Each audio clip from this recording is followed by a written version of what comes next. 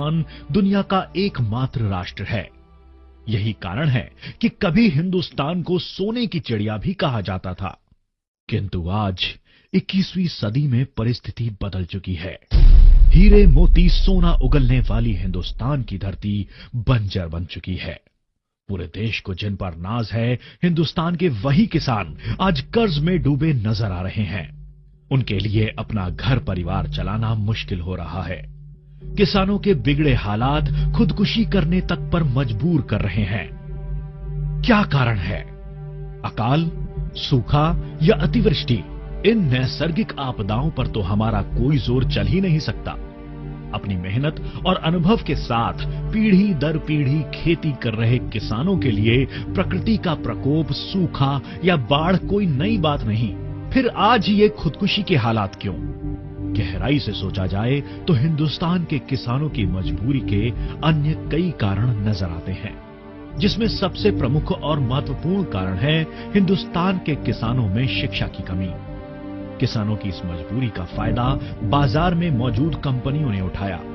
आधुनिक तकनीक, जल्द पैदावार, दोगुनी पैदावार, इस नाम पर भयंकर रासायनिक खाद, रासायनिक कीटनाशक इन कंपनियों ने किसानों के हाथ में थमा दिए।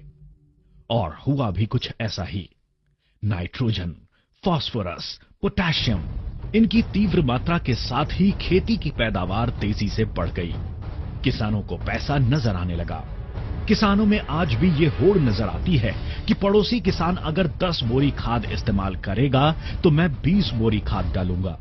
इससे पैदावार में कुछ सालों तक इजाफा जरूर मिल भी रहा है, लेकिन आंखों पर पट्टी बांधा ये किसान नहीं जानता है कि शायद वो अपनी धरती मां को धीरे धीरे बंजर बना रहा है। शायद आने वाली अगली पीढ़ी इसी जमीन में कोई भी फसल नहीं ले सकेगी। भयंकर कीटनाशक, रासायनिक खाद की लत लग चुका किसान शायद ये नहीं जानता कि जहरीले कीटनाशकों से भरी उसकी फसल, सब्जियां सैकड़ों बीमारियों का कारण बन रही हैं। शायद किसान ये नहीं जानता कि राजस्थान में माताओं के दूध में डीडीटी जैसा भयंकर कीटनाशक पाया गया है, जिसका कारण खेती में इस्तेमाल हो रहा भयंकर जहर ही है।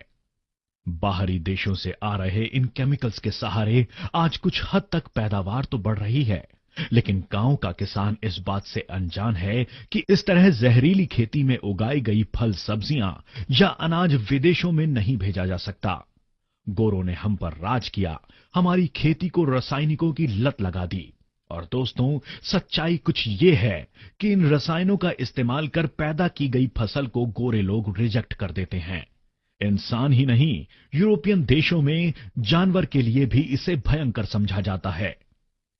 अच्छी सेहत का ख्याल करते हुए विदेशों में इस्तेमाल होती है केवल नैसर्गिक पैदावार। जी हां, सिर्फ ऑर्गेनिक फार्मिंग प्रोडक्ट्स। आज सभी प्रगत राष्ट्रों में ऑर्गेनिक खेती का प्रचार हो रहा है, तो फिर हम क्यों पीछे हैं? दोस्तों, शहर हो या फिर गांव, सोच बदलना बेहद जरूरी होता है। और शायद तभी अपनी बाकी जिंदगी और अपनी नई पीढ़ी को कुछ देने में हम सफल हो पाएंगे। शहरों में से इन जहरीले फल सब्जियों की खरीद पर रोक लगेगी तो अपने आप ही ऑर्गेनिक प्रोडक्ट्स का उत्पादन शुरू हो जाएगा। इस सोच की गहराई तक पहुंचने की कोशिश की है धनवंतरी ने। धनवंतरी के दोनों डायरेक्टर्स तथा खुद सीएमडी सर किसान परिवार में ही पले बढ़े हैं। खेती और किसानों की परेशानियों की इन्हें पूरी समझ है और इसीलिए धनवंतरी ने ऑर्गेनिक फार्मिंग पर गहरा संशोधन किया है और एक नहीं, 2 बेहतरीन ऑर्गेनिक प्रोडक्ट्स का आविष्कार किया है, आरपीएस 76 तथा कैटल रिच। इसके प्रमुख घटक हैं ह्यूमिक तथा फल्विक एसिड।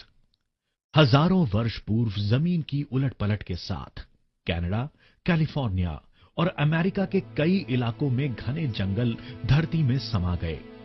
हजारों सालों तक इस पर जमीन की परत चढ़ती गई।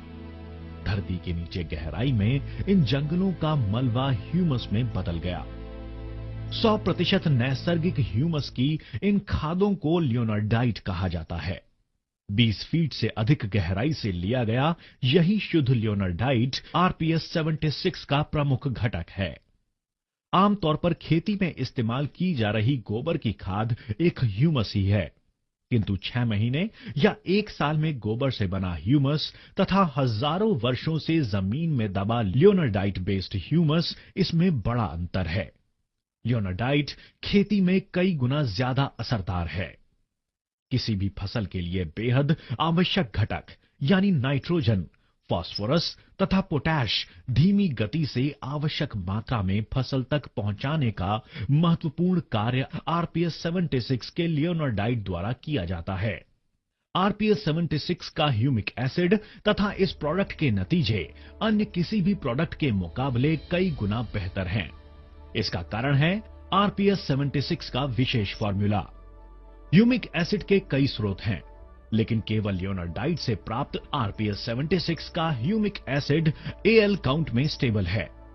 मतलब आरपीएस 76 के बोतल पर लिखी ह्यूमिक की मात्रा आपको 6 महीने या 1 साल बाद भी उतनी ही मिलेगी, जबकि बाजार में मौजूद अन्य प्रोडक्ट में ह्यूमिक एसिड का एएल काउंट स्टेबल नहीं होता है। केवल पैकिंग के समय 6%, 12% या 24% ह्यूमिक एसिड मौजूद होता है और 8 दिन या 15 दिन में धीरे धीरे कम होकर ये 2% या उससे नीचे पहुंच जाता है। खेती में ऐसे प्रोडक्ट्स के रिजल्ट मिल पाना मुश्किल है, जबकि आरपीएस 76 फसल के पूरे रोटेशन के दौरान अपनी कार्यक्षमता बनाए रखता है। जमीन तथा फसल के लिए आवश्यक 76 महत्वपूर्ण एलिमेंट्स आरपीएस 76 द्वारा उपलब्ध किए जाते हैं, जिसमें पौधों के लिए आवश्यक सभी माइक्रोन्यूट्रिएंट्स, विटामिन्स, एंजाइम्स शामिल हैं। देखा जाए तो ये सभी जरूरी पोषक तत्व आपकी जमीन में नैसर्गिक रूप से उपलब्ध हैं। जरूरत है जमीन को उसका नैसर्गिक रूप प्राप्त कराना तथा इन तत्वों को जमीन से निकालकर पेड़ पौधों तक पहुंचाने की। और लियोनार्डाइट बेस्ड ह्यूमिक यानी आरपीएस 76 यही काम करता है, जिसे साइंस में कैटलिस्ट कहा जाता है। महत्वपूर्ण घटक एनपीके तथा कैल्शियम, मैग्नीशियम, सल्फर, इनके अलावा सभी माइक्रोन्यूट्रिएंट्स जैसे कि iron, boron, zinc, copper, molybdenum आदि सभी पोषक तत्वों की उपलब्धता आरपीएस 76 द्वारा फसल को की जाती है। आरपीएस 76 के प्रयोग से डालियों की मूली की संख्या बढ़ती है, मूलियां गहराई तक पहुंचती हैं, फसल तक ज्यादा से ज्यादा पोषक तत्व पहुंचाने में मदद मिलती है, पैदावार बढ़ती है। इन सबके अलावा आरपीएस 76 के बैक्टीरियल कल्चर में कुछ ऐसे नेचुरल इंग्रेडिएंट शामिल किए गए हैं, जिससे पौधों की रोग प्रतिकार क्षमता नैसर्गिक रूप से बढ़ जाती है। नतीजतन भयंकर पेस्टिसाइड्स के इस्तेमाल पर, इनके दुष्परिणामों पर, पेस्टिसाइड्स के खर्च पर नियंत्रण मिलता है।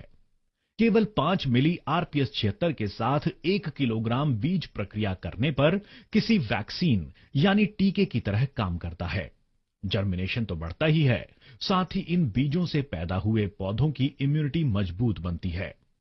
फसल चाहे कोई भी हो, 1 एकड़ के लिए बस 1 लीटर आरपीएस